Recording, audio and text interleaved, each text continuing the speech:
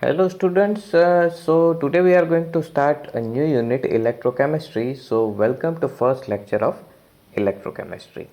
So this is very important unit. It has quite high weightage in exam. So please concentrate and do watch regularly so that we can reduce our complications. So basically in this unit we are going to discuss about electricity causing chemical reactions or chemical reactions producing electricity. That means we already know that in thermodynamics when spontaneous reaction occurs, that means it will be exothermic. It will produce the energy. So produced energy, maybe it will be in term of heat or it may be in term of work. Sometimes it is also in term of electricity. That means reactions will produce electric currents. And the same thing is applicable in reverse as well. That means endothermic reactions require energy. So you can put energy in term of heat or in term of work or in term of electricity. Okay, so that means in this unit basically we are going to discuss about chemical reactions and connection of those chemical reactions with electricity. So let's jump into the unit and please do not hesitate in asking questions. If you have questions in earlier stage and if you do not ask or clarify it, then you will face it in later section as well. Okay, so please do not hesitate in asking questions. Many students do regularly ask questions about their doubts. Okay, that means you won't be the first one or you won't be the alone who asks question. Feel free to ask question and do not hesitate. So let's start our unit with introduction portion. So as mentioned earlier, electrochemistry is a study of a production of electricity from energy released during the spontaneous chemical reactions and the use of electrical energy to bring out non-spontaneous chemical transformation. That means just like endothermic and exothermic reactions, we either have to put heat into the reaction or reaction will produce the heat. Same thing can be obtained in term of electricity. Electricity is again one type of form of energy, okay, just like heat. So electrical currents or electricity also behaves just like regular thermodynamical reactions. Instead of heat in this reaction, we will use or produce electricity. The subject is important both for theoretical and practical considerations. A large number of metals, sodium hydroxide, chlorine, fluorine and many other chemicals are produced by electrochemical methods. So here we have some useful chemicals which uses electrochemistry for production. And more familiar examples, batteries. Okay, batteries produces electricity with the help of chemical reaction, and we use many different type of batteries in our household items regularly. As for example, in clocks, wristwatches, remote controls, toys, electrical toys, all of them contains small different sized batteries. Similarly, our vehicles also uses some large batteries. If we compare them with our household batteries, then vehicle uses comparatively larger sized batteries. All of them uses same principle. With the help of chemical reaction, they will produce electricity. More familiar example will be our mobile phone batteries. So mobile phone batteries gives us both type of example. That means spontaneous reaction as well as non-spontaneous reaction. When you are using the mobile phone, it uses chemical reaction to produce electricity. When battery is completely discharged or partially discharged, when we put the battery or phone in charging, we are actually reversing the reaction. That means we are putting the energy to bring out chemical reaction. That means it is example of non-spontaneous reaction. Okay, so these are the usual examples of electrochemistry. So batteries and fuel cells converts chemical energy into the electrical energy and are used on large scale in various instruments and devices. The reaction carried out electrochemically can be energy efficient and less polluting. Okay, so we can understand it simply. Our phone or remote controls or clocks or wristwatches, all of them uses batteries, and we know that they do not cause pollution. Okay, suppose if we compare those batteries with our classic fuel, that means petrol, then we know that in the use of petrol it produces harmful poisonous gases. On the other hand, batteries do not produce these type of poisonous gases, so that's why they are eco-friendly. The transmission of secondary signals through the cell to brain and vice versa, or communication between the cells, are known to have electrochemical origin. That means our brain gives signals to our different parts of body, and our body also respond to brain with a specific type of signal, and those signals are usually electrical signals. So we are doing all the time. Right now you are using chemical reactions to produce electricity, and these electrical signals are usually, it is communication between brains and different part of bodies. So that's why electrochemistry is a very vast and interdisciplinary subject. In this unit, we will cover only some of its important elementary aspects. Mainly, we are going to concentrate on industrial aspects and basic understanding of electrochemistry. So our first and one of the most important topic of electrochemistry is electrochemical cell. So electrochemical word represents this type of cell or reaction produces electricity with chemical reaction. That means it is a type of spontaneous reactions. When chemical reactions produces electricity, it is called electrochemical reactions. So obviously electrochemical cells will use chemical reaction to produce electricity. So in earlier standard you already learned about Daniell cell, which is mentioned in figure 3.1. So this cell converts chemical energy and liberates electricity during the process. Main reaction is mentioned here. We have zinc solid and copper aqueous solution. That means copper plus 2 ions. Both of them will behave as our reactant. And at final stage, as a product, you will get zinc ions or aqueous solutions and copper metal. So what is the reaction here? Just transformation of electron, nothing else is going on here. Okay, so chemically they are just transferring electron from one element to other. So copper accepts electron from zinc side, and you will notice we have two electron transfer during this reaction. So construction of cell is as mentioned here. So this is a electrical cell, that means it needs to be complete its circuit. So we will discuss it step by step.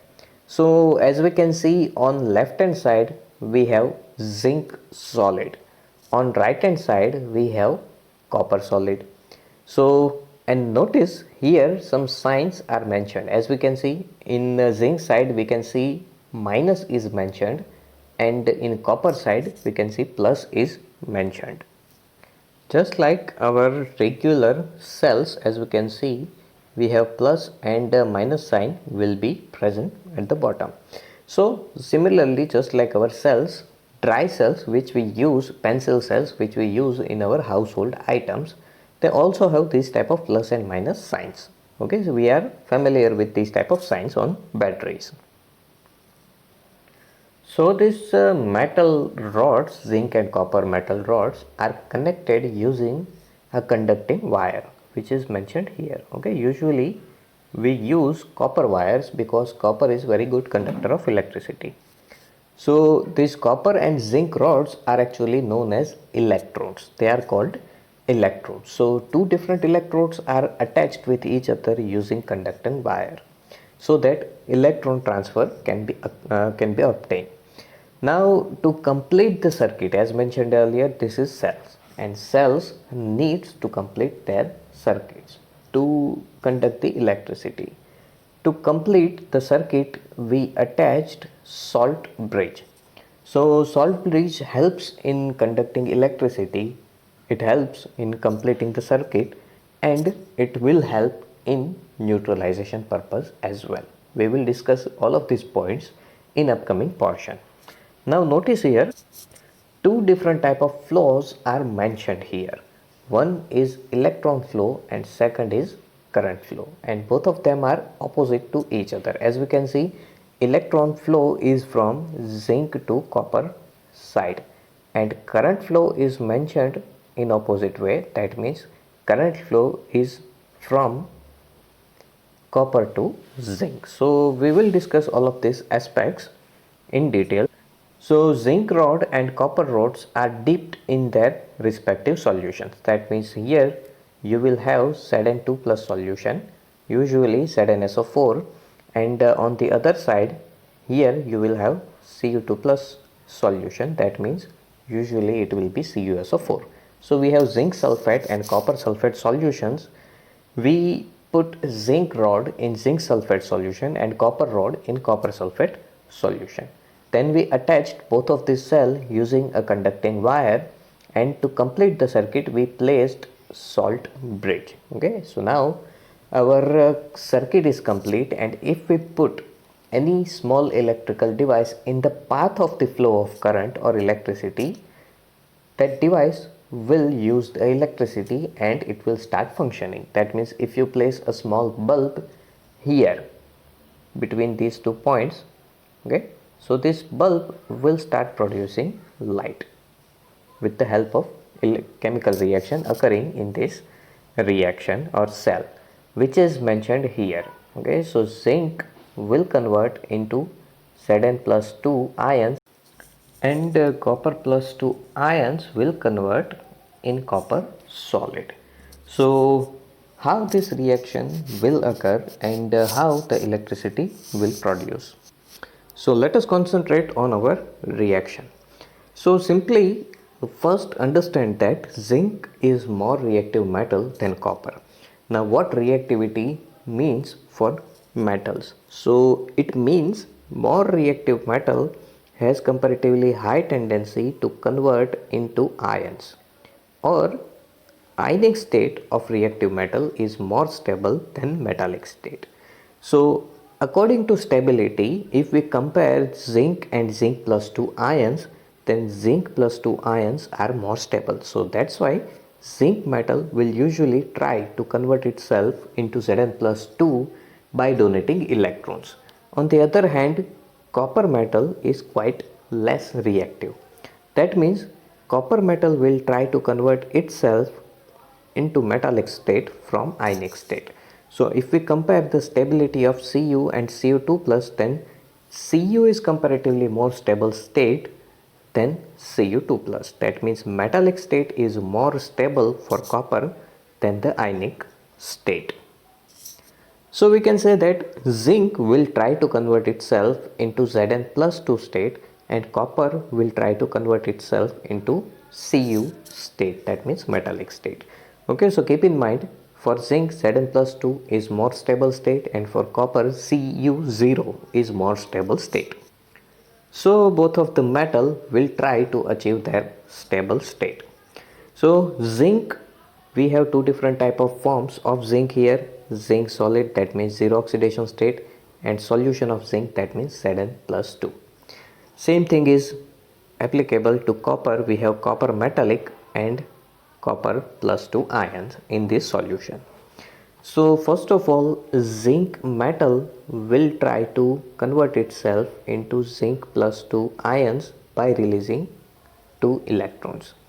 This released electron will travel from this conducting wire to the copper metal.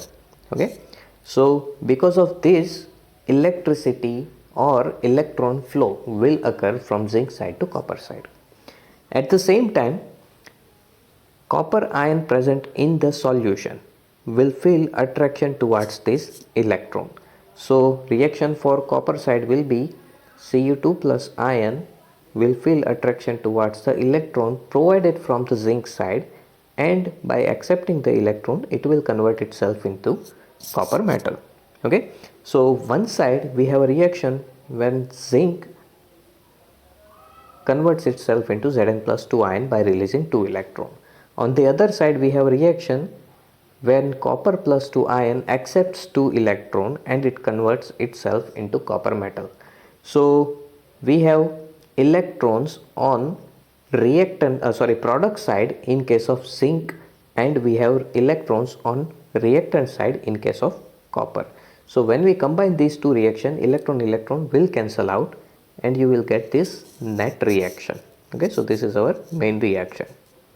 So what is the role of salt bridge here? So main purpose of salt bridge is to complete the circuit, and second purpose is to maintain the neutrality.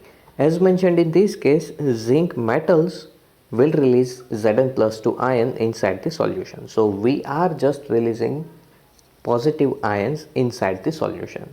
So as the number of Zn plus 2 ion increases, positivity of the solution also increases.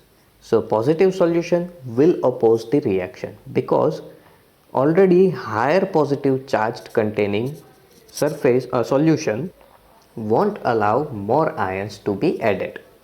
So similar situation but in opposite way will occur on copper side.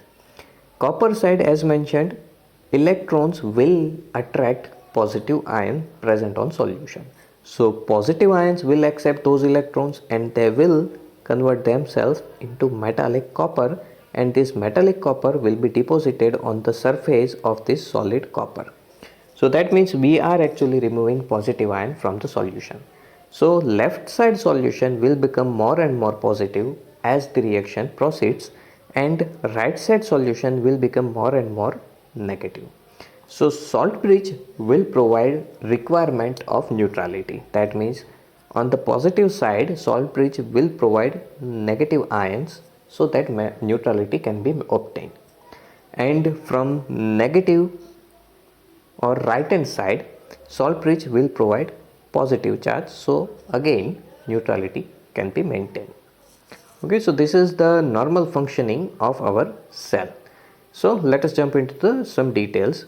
To electrical energy and has an electrical potential equal to 1.1. So this reaction can produce up to 1.1 volt of electricity when we have concentrations in unity. We have two different solutions. On zinc side we have ZnSO4 solution, copper side we have CuSO4 solution. If both of their concentrations are in unity, that means 1 molar concentration, at that time this cell will produce 1.1 volt of electricity. So galvanic cell or voltaic cell is other two name of this construction. If an external opposite potential is applied to the galvanic cell and increased slowly, we find that the reaction continues to take place till the opposing voltage reaches the value of 1.1 volt. That means our cell produces 1.1 volt of electricity. If you provide less than 1.1 volt of external electricity, you cannot change the reaction direction. It will still proceed as before. That means zinc metal will convert in zinc plus 2 ions and copper ions will convert into copper metal. But if you provide more energy than the voltage of our reaction, that means more than 1.1 volt of electricity, then we can reverse the reaction. Let us discuss it with the help of diagram. So here we have our first normal cell and then we have three different situations. So let us talk about the first situation first. So this whole construction is just like discussed before, but the change is now we attached one external battery here. Okay, so this external battery will interact with our main reaction as well, and this external battery actually applies current in opposite direction than our galvanic cell. So direction of external battery and our main battery, they are opposite to each other. That means they will act against each other. Now zinc is mentioned as anode here and Cu or copper is mentioned as cathode here. So usually symbolic representation of anode is negative and symbolic representation of cathode is positive, but actual charges of these metals are opposite. Actually anodes has positive electrodes, that means zinc metal rod will be positive in nature, and copper metal rod will be negative in nature. So actual charge and representation symbols are opposite. For anode, representation will be negative, but actual charge of anode will be positive. For cathode, representation will be positive, but actual charge of cathode will be negative. That's why positive ion feels repulsion from the zinc side and Zn+2 ion will deposit in the solution, because both of them carries similar charge. And ions present inside the copper solution will feel attraction towards the electrode, because our electrode is negative by charge. So cathode is actually negative and anodes are actually positive. So sometimes you will notice for anode plus sign is mentioned and sometimes negative sign will be mentioned. So this is the reason. Okay, and do not get confused with the symbols. Anodes are positive by nature, but symbolic representation of anode is negative, and cathodes are negative by nature, but symbolic representation is positive. So attached battery has less than 1.1 volt of energy or power. That's why no change in our current observed. Still electrons are flowing from zinc to copper or from anode to cathode. Now keep in mind, electrical flow or flow of electron will always be from anode to cathode, no matter what. Okay, you will get this point in third image, but keep in mind, electron flow will be always from anode to cathode. So our external battery has 1.1 volt, that's why it is comparatively less powerful than our galvanic cell, and that's why no change in cell will be observed, and still electrons are flowing from zinc to copper and same type of reaction will occur. That means zinc metal will convert in Zn+2 ion by releasing electron, and released electron will be obtained by Cu2 plus ion and it will convert into Cu metal. Okay, still same reaction is occurring and same direction of flow, electrical flow and current flow can be observed. Now what happened if we increase the voltage of external battery which matches with our cell power? So as we can see, our external battery has 1.1 volt exact. So in this case, notice neither of zinc nor of cathode is mentioned as anode or cathode. No plus or minus sign is mentioned. No electrical flow is being observed and our ampere is 0. That means no electricity is being produced, or no chemical reaction is occurring as well. So no chemical reaction, no production of electricity, because we have two forces acting against each other with same strength. Okay, our cell and external battery, both of them has exactly the same power, 1.1 volt. So none of them can act and none of them can show their effect. That's why our cell do not act as cell at this point. Now what happened if we increase the external battery even more? That means now it will exceed voltage of our galvanic cell. So when we increase the voltage more than 1.1 volt, as we can see here, then opposite flow of electrons will be observed. Now notice electrons are flowing from copper to zinc, but still, as mentioned earlier, no matter what, electrons will flow from anode to cathode always.